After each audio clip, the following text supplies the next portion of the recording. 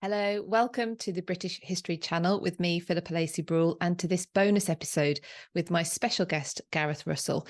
This is going out on Remembrance Sunday 2023, and we're talking about Armistice Day and the origins of the ceremonies that we see across the country each year on this day. If you've been here before, thank you for coming back. If this is your first time, hello, and thank you for checking out my channel. If you love British history, then you are definitely in the right place. You can find a library of historian interviews, virtual tours, and history documentaries on this channel. And you can also join me live each Wednesday at 3 p.m. for Tea Time History Chat.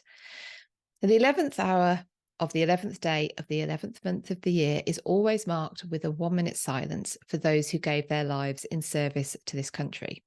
The commemorations began at the end of World War I, and as more conflicts have occurred and more men and women have died in service, they are remembered also. Remembrance Sunday, which is the Sunday closest to the 11th of November, holds special significance, and we'll get into that with Gareth shortly. Gareth is a historian, author, podcast host, and correspondent. I have his 2 latest books in the background of my shot here: The Palace, From the Tudors to the Windsors, 500 Years of History of Hampton Court. This was published earlier this year in the UK and some other countries, and very shortly will be published in the USA, Canada, and again, some other countries. Also behind me is Do Let's Have Another Drink, The Singular Wit and Double Measures of Queen Elizabeth, the Queen Mother, published in 2022. Both of these books have and are being instant hits and also relevant to our discussion today. But Gareth is also the author of 5 more works of non-fiction, as well as 2 novels set in his home city of Belfast. He's the author of The Ship of Dreams, The Sinking of the Titanic and the End of the Edwardian Era. That was a Times Best Book of 2019 and a Daily Telegraph Best History Book of 2019. And the best-selling Young and Damned and Fair, the biography, I would say, of Henry VIII's 5th wife, Catherine Howard, which was based on research for his postgraduate degree on the Queen's household from the University of Belfast. Gareth also appears regularly on television, radio, as a royal expert, and hosts his own podcast, Single Malt History, which you must check out. Gareth is a good friend and colleague of mine and is the tour historian on the tours that I run over at British History Tours. You can check out the website if you want to know more about that. You can also check out on my YouTube channel and on the podcast past interviews that I've done with Gareth. We've talked about the downfalls of Anne Boleyn and Catherine Howard, comparing and contrasting those in order to understand them better. We've talked about the myths surrounding the Titanic, and also most recently stories from his latest book, The Palace. So check those out after this. But today we're talking about Armistice Day. So hi Gareth, thank you so much for joining me for this special episode. Let's get into it.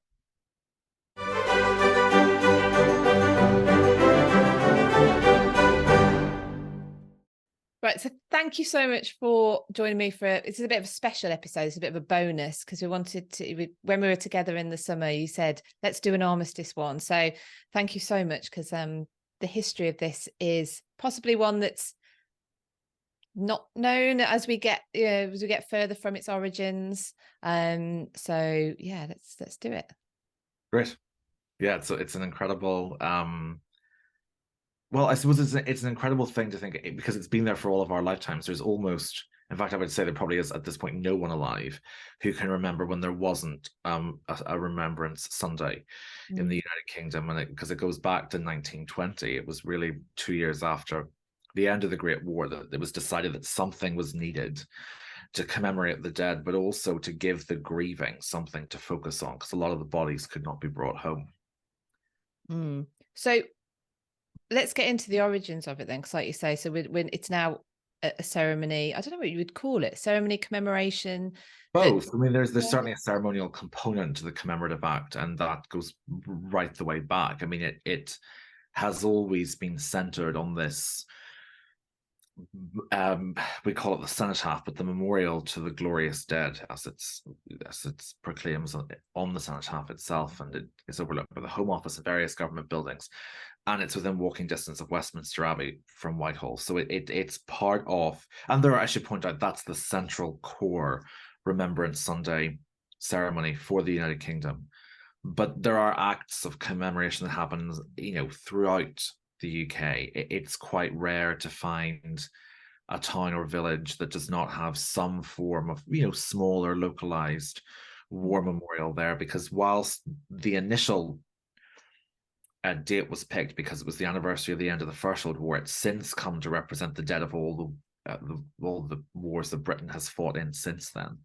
So it started on the 11th of November 1920, and part of it, as I say, was to commemorate the dead, but also to give the grieving in Britain something to focus their grief on.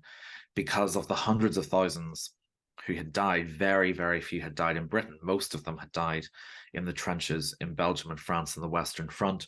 There had also been the Eastern Front and the Mediterranean campaign in Gallipoli. It was a global war, but those were the core areas of death for British servicemen.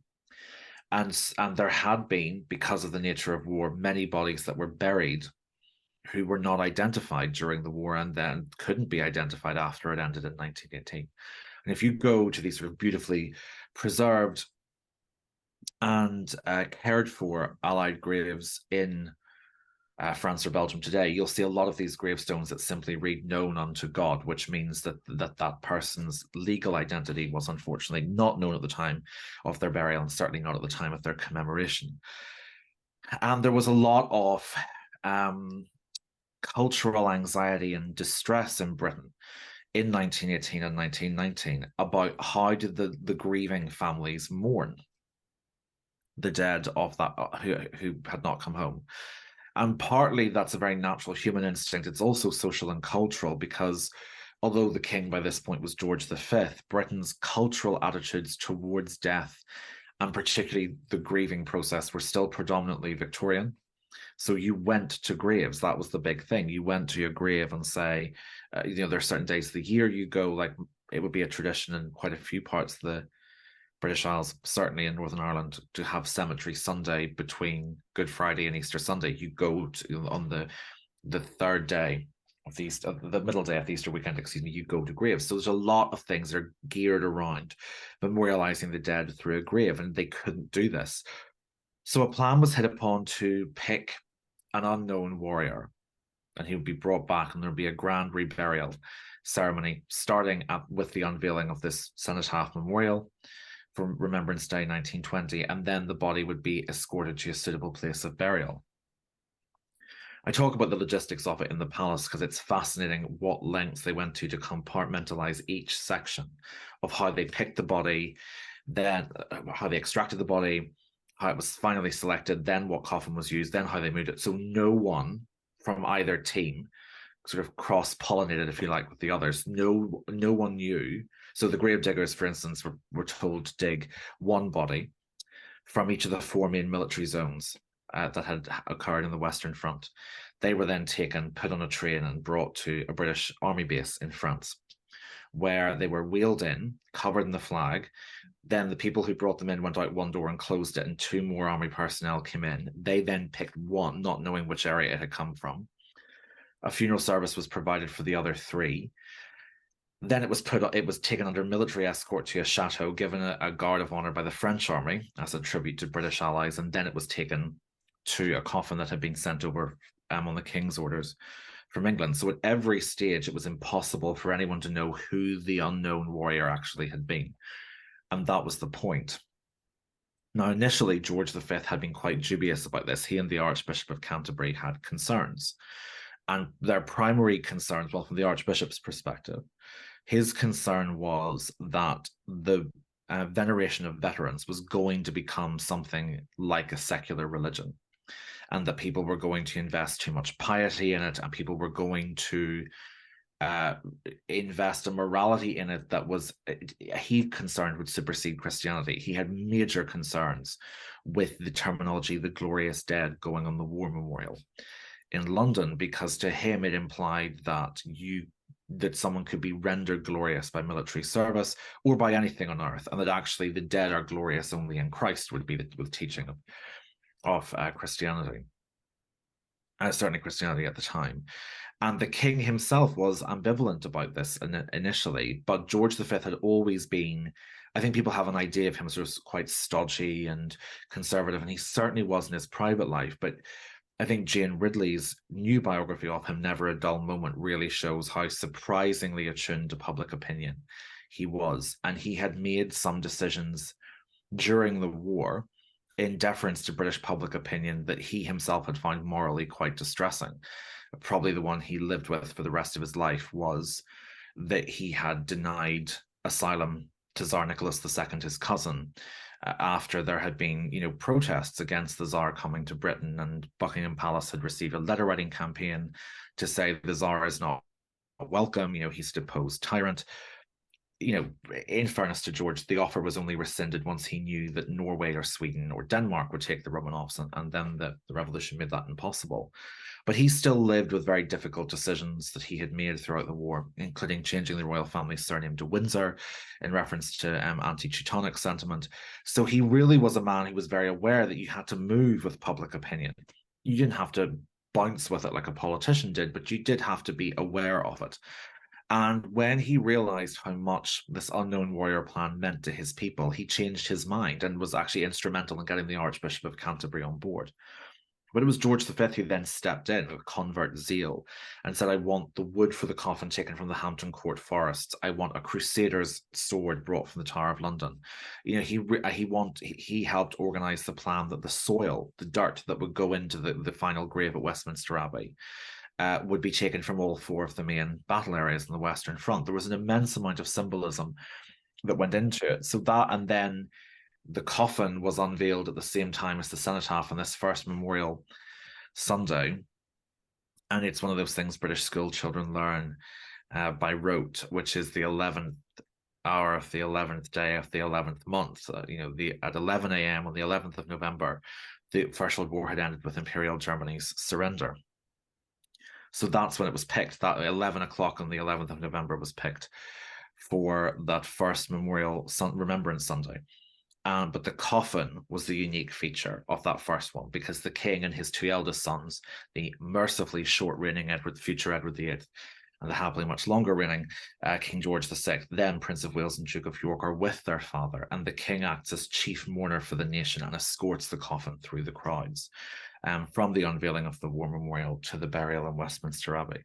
So that's sort of the unique feature that you have at the first one, but it continues, and it has continued, and this is 103rd one that we will have had in the United Kingdom. For those abroad, there are 2 days.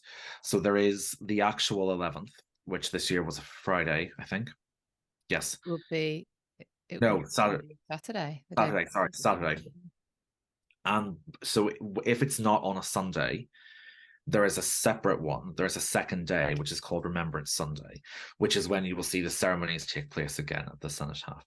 And many churches throughout the United Kingdom will have a specific Memorial Remembrance Day service where, for instance, in my school, for instance, I went to, they would have read out the names of young boys who had gone away, who had fought in the wars and not come home.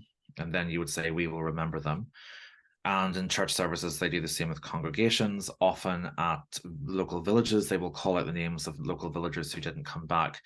And then there's a very moving, it always sort of gives you a slight shiver. They do the last post, which is what they used to play on the bugle to bring people home at the end of a day's service. And it's for all the young men, and later in the Second World War, young women as well, who would not ever come home. So the last post is sounded. And then the national anthem is usually sung. So it's an incorporation of patriotism, piety, and sentiment that really goes into it. And that's been there from the start. You were saying this before about each, you really can't go to anywhere, village or, no. and upwards, without seeing a memorial cross or, inside the churches, plaques with the names of the people who didn't come back. And some of the dates are just sort of when you can see the closer toward the end of the war, the date is as well, where someone sort of, they presumably died, but they lost contact, whatever. It's just it's heart-wrenching. But yeah, you can go to the smallest of villages. I spend a lot of time in Somerset, and you've got really quite small villages with memorial crosses with a long list. Unfortunately, it's like all of their young men didn't come back, so you've got brothers, cousins, entire families. So they would have their local sort of memorials, but this was a nationwide, something that everyone could come together. Yes. So it was a national service of remembrance. And I mean, yeah, actually, if you go into Hampton, most churches have them. Even the chapel at Hampton Court has one. And if you look over, I think there's one in 1919. So they didn't get the news until months after the end of the war. Yes, this one was really supposed to be the national focal point, and it's why it still happens today. You will see female members of the royal family, or more specifically members of the royal family who've not served in the armed forces, will be on the balcony at the Home Office, one of the main government buildings that overlook it. That goes back to the start when King George V's wife, Queen Mary, his mother, Queen Alexandra, two of his sisters, Queen Maud of Norway, Princess Victoria, and also his aunt, Princess Beatrice, they were all on the balcony. And you'll still see that today. You'll often see Queen Camilla, Catherine, Princess of Wales, and Sophie, Duchess of Edinburgh, for instance, are often on the balcony for it. And that really, you see representatives of all the major political parties are there. Representatives of most of the devolved branches of British government are there. So you'll often see representatives from the Northern Irish, Scottish, and Welsh branch legislatures there. It is very much a British national focus, and increasingly, I mean, at the time, you would have seen representatives of all the major Christian denominations there. That has since widened to include representatives of most of the major religious denominations in the United Kingdom. To the best of my knowledge, I think also representatives of the humanist associations have been included recently as well, to try and represent the fact that the British forces are and allies are and so let's talk about the cenotaph a bit more then, because that was very every element of this was so conscious, and almost looking back, you go, well, yes, obviously, soil from the different battlefields, and but it must have been so well thought through. Somebody really, really gave all of this. Yes, I think Britain does ceremony and the symbolism behind ceremony extraordinarily well. It's sometimes I have fairly limited patience with people say, oh, it's so old-fashioned, get rid of it. And you think, actually, simply because something doesn't fit the current mood or fashion, or doesn't look like everyday occurrences, is not a point to its demerit. The idea that you should toss tradition away simply when it ceases to become immediately akin to the everyday seems to me to be misunderstanding the point of it. And Britain has always been able to find the details that ceremony can offer, so everything becomes symbolic and also practical at the same time. So you need to fill the grave, but it's important that it's not just ground from anywhere. Everything becomes symbolic of this catastrophic, as you say, loss of life, where nearly every village in the country is impacted. But the cenotaph, the specific design for the memorial, was something that the people went over with a fine tooth comb. And as I mentioned, the Archbishop of Canterbury was particularly unenthused by it. Partly because if you look at it, it's very stark. It actually looks more like sort of Art Nouveau, Art Deco. It's becoming slightly more modern. It doesn't look like an Edwardian memorial, really, if you look at it. It's not. It's very broodingly simple. And there's no religious insignia on it whatsoever. And to the Archbishop of Canterbury, that meant it bordered on pagan. There's a letter I've read where he says it is pagan. And he felt, even that, as I mentioned, the term glorious had pseudo-religious connotations. He did not like that at all. So there was a great deal of thought, but it was also fraught thought, to rhyme moderately unintentionally. But you had people who were very, very invested in this, but you also had competing agendas. And this was a point in British history where the Church of England was still overwhelmingly the majority faith, and people regularly went to church on Sundays. But to the army's credit, they had made sure going through it that, I mentioned the three bodies that didn't get picked were given a ceremony. All four of them had Church of England, non-conformists, which would have covered, say, Baptist, Methodists, and Presbyterians, and Catholic chaplains pray over them just in case. I think, by the 1930s, that there was a broader move in British public life to make sure a rabbi would have been included as well. But as of 1920, it was still predominantly Christian, but it was no longer uniquely Anglican. And that created a bit of tension for the Church of England as well. Interesting.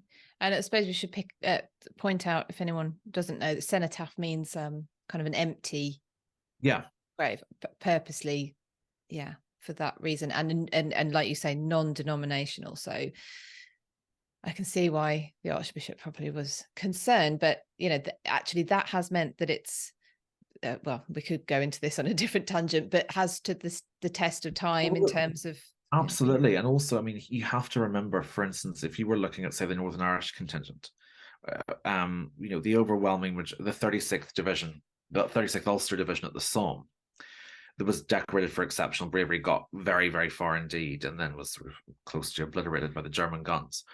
But the majority of them were Presbyterian. If you looked at some of the battalions who maybe been serving from the north of England, the majority of them were Catholic. The idea that it was an Anglican enterprise was just untrue. And there had already been moderate steps towards this in Edwardian public life before the war. So, for instance, you would have seen, had you travelled on board British ocean liners, there would likely be a church service on the Sunday that would be, broadly speaking, Protestant, but it would be specifically non-denominational. It would not adhere to, say, a Presbyterian or Anglican or any form of specific denominational trend. And you were starting to see more and more, like, for instance, in schools, unless it was a Church of England school or a Catholic school, most schools would have a Christian ethos, but it would not be a specifically denominational ethos. So that had already started, and I think maybe for Archbishop Davidson, the 1920 Remembrance Day service was this trend reaching its apogee. Am I right in thinking, though, that the cenotaph was not thought to be something that was going to be permanent from the very start? That this was part of the first procession because, of course, what we should make clear is the first procession was in order to bury the unknown soldier at Westminster Abbey. So, and there was a stop off at the cenotaph, but that was not the structure we see now. No, there's been significant changes, alterations, and yes, you're right, it was not considered to be permanent. None of it really, to be fair, apart from the tomb, was considered to be permanent. They weren't making it up, not as they went along, but it was a new service. And there's a great coverage of the day from a journalist from the Scotsman newspaper, where I think the Scots were, even then, was sort of quite a solid, conservative leaning paper, conservative in tone. And this extraordinary piece where the journalist says that you felt as if what had just been constructed was symbolic for the whole phantom host. That, and all of Britain's dead in graves unmarked across the world. I mean, it really is sort of shiver-inducing stuff. And I don't think anyone from King George V downward had any idea how impactful it was going to be, or that it would become not just, a permanent structure, but that also it would become a permanent fixture of British life. So yes, I think part of the reason why we saw the first service be essentially a funeral, and then it become a tradition, was because of just how many people it visibly impacted. Apparently so there's obviously the 2-minute silence or the minute silence, depending on where you are in the UK. But according to this report, that first minute silence was not silent at all. The crowd around the cenotaph were sobbing.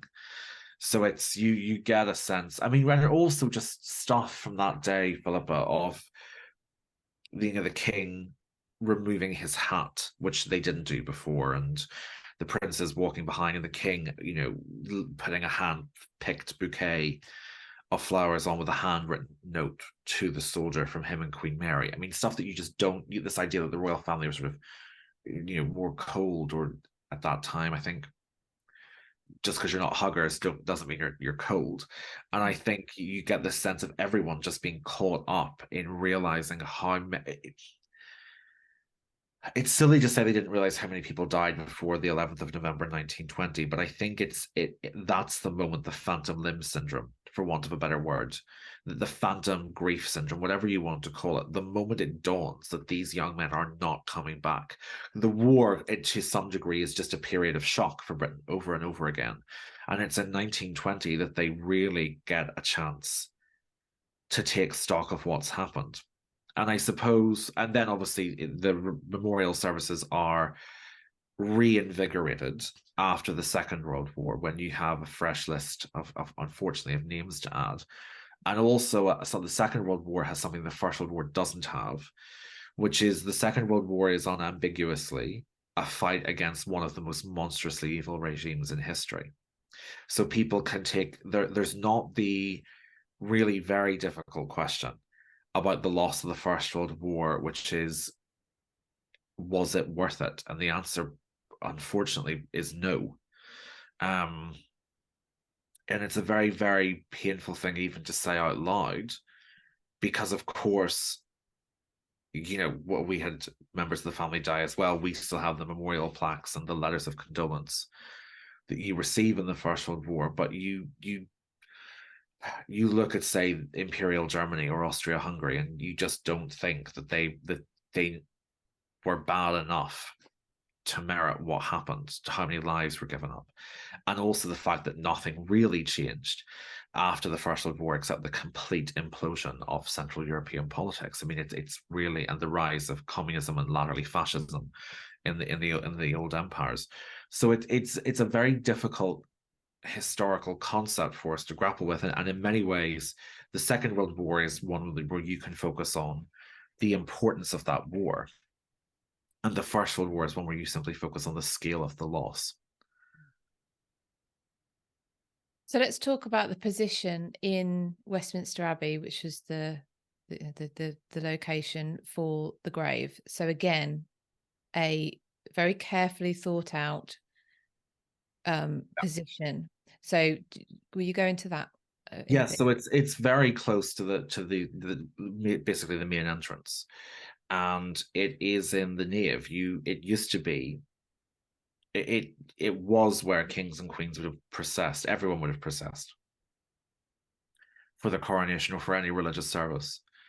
So where it is today, it would have been where Anne Boleyn or Mary I or Charles I or any of them walking up to be crowned.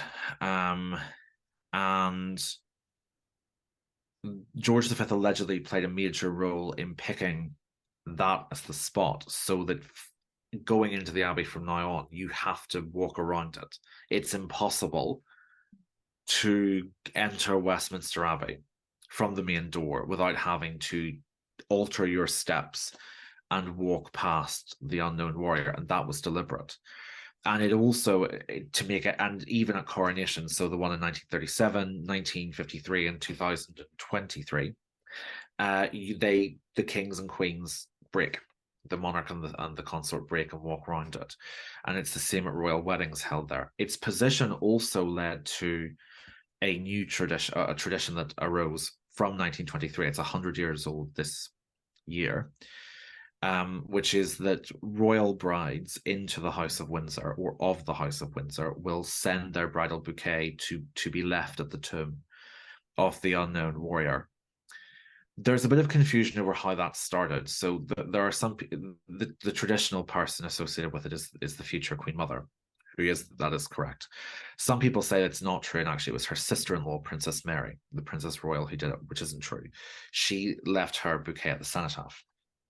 And the reason why this royal tradition started was when the future Queen Mother, then Lady Elizabeth Bowes-Lyon, arrived at the cathedral for her wedding to the Duke of York in 1923. She was on the arm of her father, Lord Strathmore. And as they arrived, they were starting the bridal procession, and one of the clergymen fainted. And in this sort of awkward lull while they were waiting for the clergyman to be helped, Elizabeth waited at the door with her father. And she had time to see, her eyes sort of traveled up, and she could see the tomb of the unknown warrior. And on an impulse, she let go of her father's arm and ran over and set the bouquet down. Now, there is one of the other mistellings of this story is that she did it at the end as she was walking out. She didn't. It was much more impulsive than that. She set it down while she was waiting to go up. So she actually went up the aisle with no bouquet.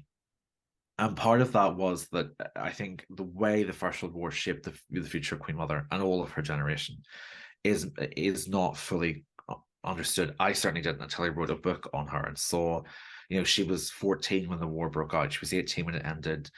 One brother was killed in combat. One was a prisoner of war. Two came back just absolutely annihilated by PTSD. And also her parents' castle in Scotland, Glamis, was turned into a military convalescent home. So she grew up seeing these young men come and be cared for and then sent back and maybe not come back a second time. So she was off that generation, that generation that I think bore the scars of the First World War for the rest of their lives. And there was an element with her and with that generation where I think sometimes they were presented, particularly once you reach sort of the 1980s and the 1990s, where, I mean, you'll see it, you particularly see it in some television shows, the idea of Princess Diana being the symbol of a very warm, loving future, and the Queen Mother being this sort of pickled and aspic, embittered old dowager. And I think part of that is that the Queen Mother could sometimes come across as not being fully able to grasp what her grandchildren or their generation thought were problems. And part of me, after researching what her teenage years were like, I got it. I understood. If someone's saying, I don't feel cherished, or I don't feel, heard, and you're thinking between the ages of 14 and 18, every single day I heard someone that I knew died, then that, you will build up a certain toughness. But also what I was surprised it developed in her was a toughness and a softness, which is that she really felt very strongly about how the veterans had been let down when they came back and that Britain hadn't provided the jobs that they needed for them. And there's a wonderful, she could always spot the faces of people who'd been at her parents' house as patients. And there's a great story, I think it's Ernest, I can't remember his surname, but Ernest was had been one of the wounded soldiers at Glamis. And in the 1930s, so this is about, by this point, she's married into the royal family, and she spots him in the crowd. She makes a beeline over for him and says, "Hello, Ernest." And they start talking. And Ernest loved the countryside. But when he came back from the war, the agricultural recession had kicked in, and he ended up having to get a job in the shipyards, which obviously is, it's paid work, but it's very much the definition of industrialized work. And then, as many people who are interested in ocean liners will know, the Great Depression of 1929 really knocks the bottom out of the transatlantic industry and shipbuilding, and a lot of it stops. And he was telling her this and said, well, I'm unemployed again, but getting work where I can. And so she got his address and sent the money for all of his children's school uniforms, and started sending she was very careful. I thought this was brilliant. She sent hampers of food, but there would be some things like ham and bacon and sausages, but also there'd be some slightly ridiculous things like a bit of marmalade, or so it looked like a gift, not charity.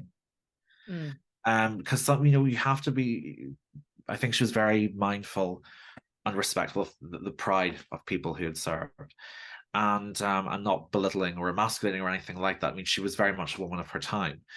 But when she and her husband were given Windsor Great Park, which Royal Lodge, obviously, where the Queen Mother would later die, they were given this home, and she immediately wrote to Ernest and said, "I need a gardener. Will you come and bring the family?" So he came, and she gave him a cottage in the grounds, and he tended her garden until he died in the 1960s. And his niece and daughter ended up working in the kitchens, and she very much I think she carried a sense, yes, of toughness, but also tenderness and obligation from those years. And that's why that generation, to me, I think were, excuse me, utterly remarkable. But back to the bouquet, she does this, and then it really starts the tradition, and it carries on to the present.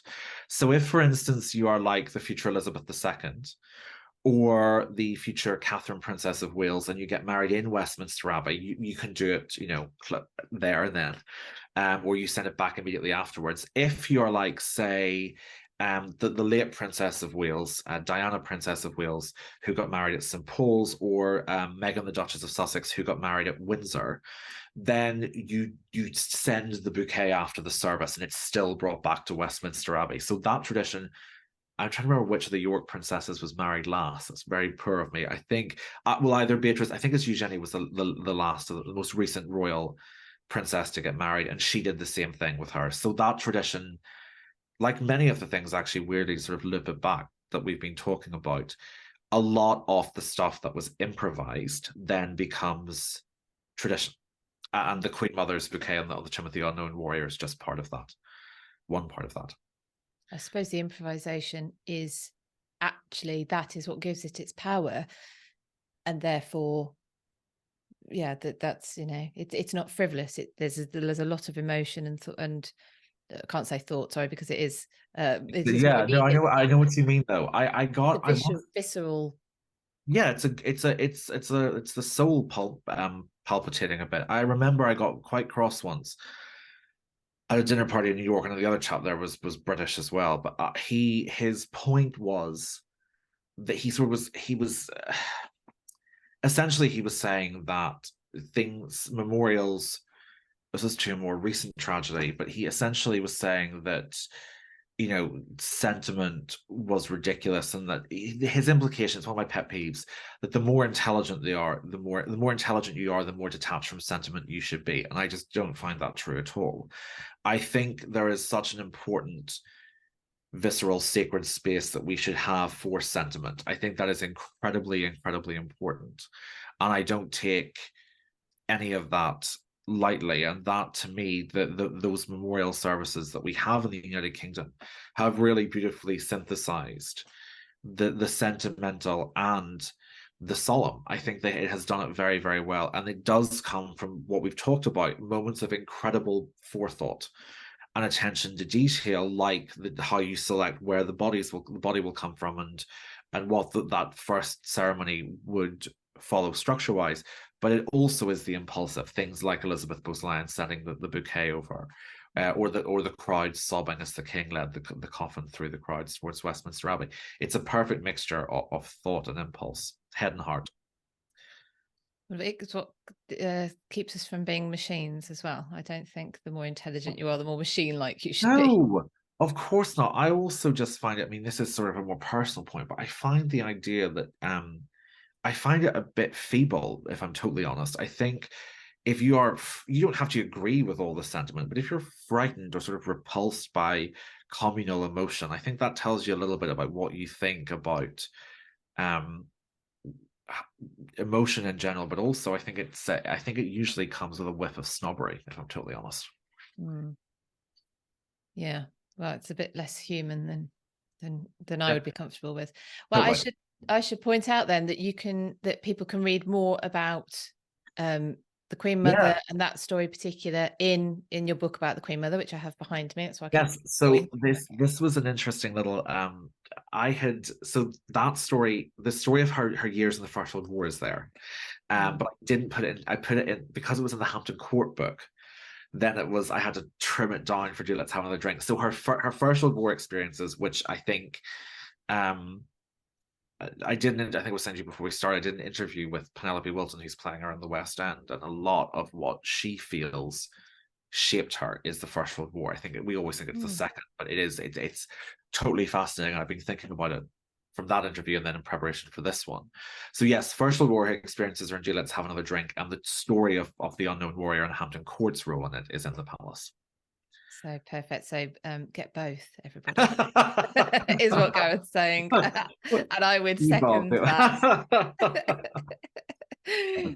Absolutely. Well, thank you so much for that. My pleasure. Thanks for having me. Absolutely wonderful. Thank you. Thank you.